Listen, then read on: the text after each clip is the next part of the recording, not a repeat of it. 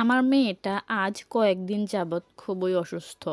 আবহাওয়া চেঞ্জ হওয়ার কারণে আর তাছাড়া আমাদের বাড়িতে আবার চট্টগ্রাম আসা যাওয়ার কারণে ওর ঠান্ডা লেগে গেছে।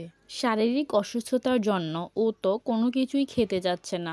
ওকে আমি যেটাই খেতে দেই এটাই ও শুধু খাবে না খাবে না বলে।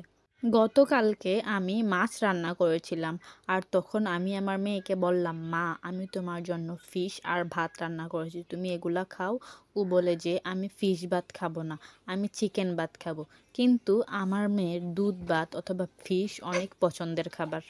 তাই মেয়ে যখন চিকেন ভাত খাবে বলে আবদার করলো, আমি কি আর না রান্না করে থাকতে পারি?